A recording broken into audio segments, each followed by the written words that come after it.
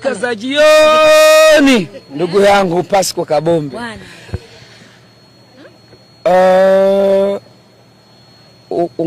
Kwa uzoefu wangu si rahisi sana mwamuzi kutoa penalty dakika kama zile.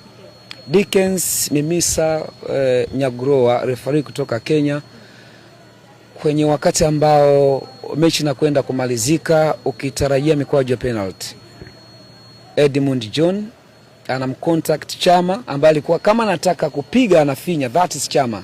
Unapokwenda kumkaba unatakiwa ufikirie hivyo kwamba huyu huwa mara nyingi ana feint, atapiga kama anapiga afu atapoza, na alikuwa anajua kwamba kwa hapa nilipokaa kuna asilimia kubwa nikifinya huyu atanifika kwenye mguu wangu. Akamfika na ikawa ni penalty. Mwamuzi alichukua sekunde kadhaa, ni kama haweki penalty, akaweka kwenye kidoti.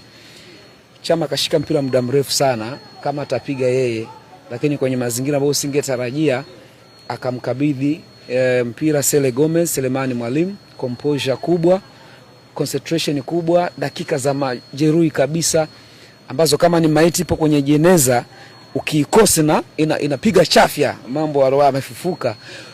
Anascore goli muhimu na amempoteza Jigi ambaye baadaye akaenda ku attempt kwenye kona na yeye akataka kufunga goli akakosa. Mechi imemalizika kwa 1-0.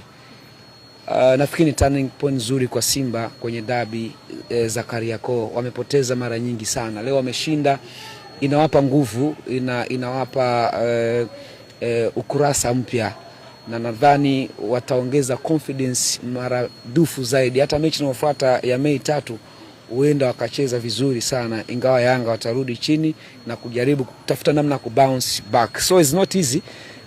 Kushinda finali kwenye dabi kama hii 120 dakika ni kazi ndefu ambayo watu walifika mahala wanasubiri goli, kila mtu amechoka. Sisi wenyewe tunatangazwa na hisi mbavu kama zinauma, lakini mwisho wa siku kwa kazini lazima mambo yaende.